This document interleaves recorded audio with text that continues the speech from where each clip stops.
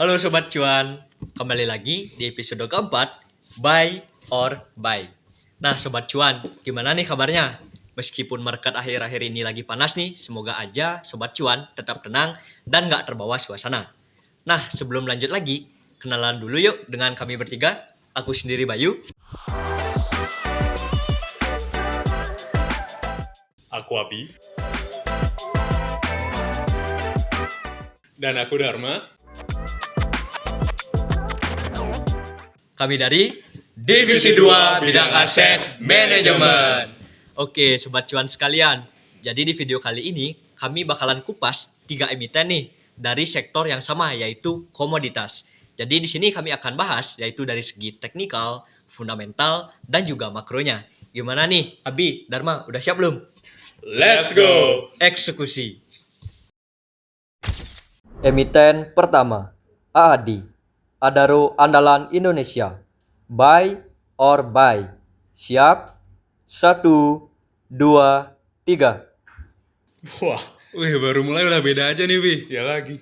Coba deh darimu dulu, kenapa Udah. bisa milih buy? Dari aku ya. Oke. Jadi aku mungkin jelasinnya dikit aja untuk AAD. Karena untuk emiten ini sendiri, valuasinya itu udah lumayan menarik.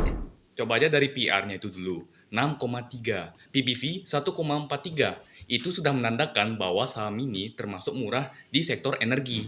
Selain itu, profitabilitasnya juga oke. Dari ROE-nya yang 22,8%, net margin 15,5%, dan current ratio 1,95 kali.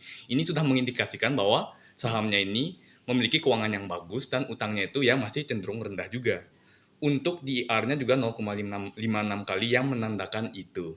Selain itu, dividen yield-nya juga lumayan oke, 6,64% di November tahun lalu. Jadi, gacor deh kalau misalnya dari fundamental ya. Tapi resiko tetap ada. Karena keuangannya di 2025 dibandingkan 2024, year on year-nya itu turun 4,7% walaupun masih untung. Jadi, tetap harus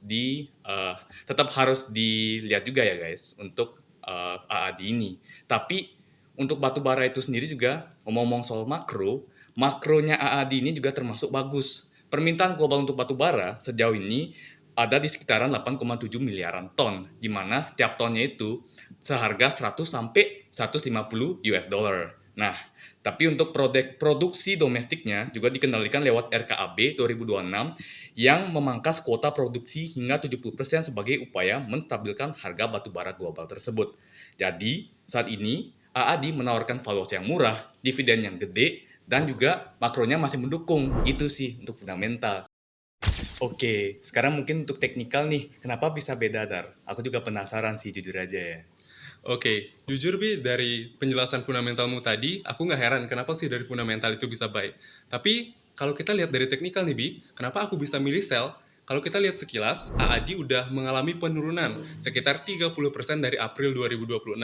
Emang sih udah mau masuk area support kuat di 6.700, tapi aku nggak bisa benar-benar konfirmasi kalau support itu adalah support yang kuat. Kenapa? Karena itu udah diuji nih berkali-kali. Jadi aku kurang nyaman aja main di zona support yang udah nggak fresh. Kemudian kedua dari history juga nih, AAD sempat ranging pada bulan April sampai September di 2025. Nah, aku takutnya hal yang sama kejadian nih di tahun ini, dan uang kita ketahan lama di emiten ini. Kalau aku lihat juga, AAD ini bukan tipikal saham yang cocok buat counter trend, karena potensi ranging dan juga liquidity sweep di emiten ini. Mungkin nanti aku mau masuk AAD itu kalau udah ada perubahan tren yang valid, diikuti oleh higher high dan higher low. Baru aku mau masuk nanti. Emiten kedua, EMAS. Merdeka Gold Resource. Buy or buy. Siap? 1, 2, 3. Wih, akhirnya kita sepakat, Bi. Ya lagi, enak dong, sama ya. Oke, mungkin dari sisi teknikal deh, kenapa MAS juga bisa ikut sell, Dar? Oke, boleh deh. Kita bahas dari teknikal dulu, Bi. Oke, kalau kita lihat dari sisi teknikal, EMAS sendiri nunjukin performa yang bagus nih dari Desember 2025 hingga April 2026 dengan total kenaikan lebih dari 200%. Nah, teman-teman, tapi sayangnya kenaikan tersebut diikuti dengan pola double top nih teman-teman. Dan juga terdapat break pada support terakhir di area 7.750. Ini bisa jadi indikasi awal bahwa akan terjadi tren bearish di masa depan. Ini juga diperkuat dengan MA cross dengan posisi MA9 di bawah MA21. Aku juga ngelihat terdapat tekanan bearish yang kuat, terlihat dari panjang candle bearish, baik di time frame daily maupun weekly. Aku ngelihat penurunan terdekat saham EMAS ini ada di area 5.800 sampai 5.500, dengan worst case scenario itu di area 4.900. Nah, itu dia tadi dari teknikal. Nah, kalau boleh tahu nih, Bi, kok dari fundamental ikut sell juga nih? Padahal kan emas nih lagi naik-naiknya. Kok bisa?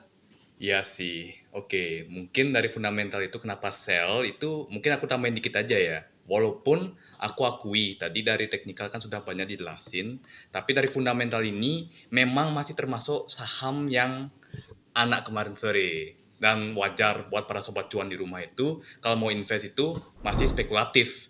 PBV aja masih 20,9 kali dan PR masih bisa dibilang negatif. Karena perusahaannya itu sendiri masih belum menghasilkan keuntungan yang signifikan karena penjualan komersial ya baru direncanakan tahun ini di 2026. Likuiditas juga agak ketat di current ratio 0,9 kali.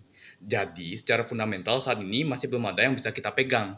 Tapi tenang sobat cuan, tetap ada sisi positifnya kok di makro. Karena buat yang ingat, harga emas 2025 berada di level tertingginya yang didorong oleh ketidakpastian global dan pembelian bank sebanyak 863 ton dari permintaan investasi emas secara global. Dan ini bahkan mencetak rekor di 5.002 ton. Intinya, makro memang MAS itu didukung, tapi secara operasional atau fundamental masih belum terbukti. Jadi cocok sih buat para investor yang siap terima resiko tinggi, tapi bukan untuk yang konservatif atau jangka panjang. Emiten ketiga, ENRG, Energi Mega Persada. Buy or buy. Siap? 1, 2, 3. Akhirnya sama lagi juga ya. Iya lagi, tapi kali ini kita hijau. Actually, aku nyadar ini punyamu yang pertama kali hijau ya, Dar ya? Iya sih, ya dari 2 saham tadi aku sell terus soalnya. Iya lagi. Oke, sebelum kita bahas teknikal, kenapa aku bisa buy di saham ini, gimana kalau kita ke fundamental dulu? Coba Bi, jelasin. Kok Oke. bisa buy? Oke, dari fundamental dulu ya. Ini energi ini kenapa bisa buy? Sebenarnya karena emitennya itu sudah mencatatkan momentum pertumbuhan yang oke aja. Revenue itu tumbuh sekitar 10% year on year. Profit bersih juga meningkat dengan net margin 18,4%. Dan untuk EBITDA, marginnya juga tinggi di 60,9%. Dan untuk PR, PBV itu walaupun ya mungkin dari PR 26,7 kali, PBV 2,38 kali, tapi ini masih mencerminkan pertumbuhan daripada kemahalan untuk sebuah emiten. Tapi tetap ada satu catatan penting Sobat Cuan. Current ratio hanya 0,44 kali. Jadi likuiditas masih perlu diperhatikan untuk yang jangka pendek. Dan walaupun DR-nya 0,52 kali dan masih moderat, di sisi makro, pasokan LNG global masih naik di sekitar 7% di 2025.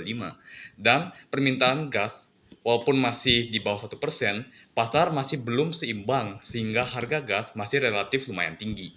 Jadi, faktor geopolitik dan keterbatasan infrastruktur juga menjaga harga energi tetap kuat. Maka permintaan domestik yang solid dan oke bisa jadi penopang utama energi ke depan dan masih bagus untuk para investor yang sedikit incer endgame bahasanya ya, gacor. Oke, mungkin untuk fundamental sekian saja ya. Tapi dari Dharma juga nih boleh, dari segi teknikal kenapa juga bisa ikut buy? Mungkin dijelasin boleh dikit ya. Oke, aku bakal bahas dari teknikal energi. Kalau aku lihat emiten ini tuh menarik banget. Even energi gagal bikin higher high dan udah ada break pada trendline minor di internal liquidity, tapi dari penglihatanku energi masih ada potensi kenaikan dengan support kuat di area 1160 sampai 1000. Nah, perkiraanku akan ada reaksi kuat saat harga menuju area tersebut. Aku yakin ada potensi harga kembali menuju 1700 bahkan sampai area 2000, tapi tentunya harus didukung dengan makroekonomi juga. Nah, kalau kita lihat dari RSI, ini juga udah nunjukin zona oversold. Ini menandakan energi punya potensi yang sangat besar jika kita lihat dari teknikal. Namun, di satu sisi karena pasar Indonesia juga masih fluktuatif, worst case skenario-ku jika energi ini nembus support di area yang tadi aku sebutin, di area 1160 sampai area 1000, maka penurunan terdekat aku perkirakan itu di area 900 sampai 800. Wih, gacor banget nih guys. Tadi pembahasannya udah ngebahas 3 emiten yang berbeda tapi masih sama dalam satu komoditas ya. Apa aja itu guys tadi? Nah, tadi kita udah bahas AAD, Dan emas, ada juga energi. Nah, gimana nih Sobat Cuan sekalian setelah menonton pembahasan tadi? Apakah udah mulai tertarik nih? Eits, tapi perlu diingat ya, pembahasan tadi hanya bersifat edukasi. Sobat Cuan perlu melakukan analisa atau riset sendiri. Betul nggak guys? betul. Jadi Sobat Cuan di rumah jangan lupa untuk Dior ya. Selalu Dior ya teman-teman. Oke, nah jadi karena pembahasan kita udah sampai di sini, sepertinya kita cukupkan aja deh guys videonya.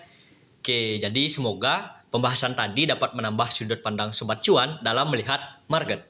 Sampai jumpa di episode selanjutnya. Salam cuan!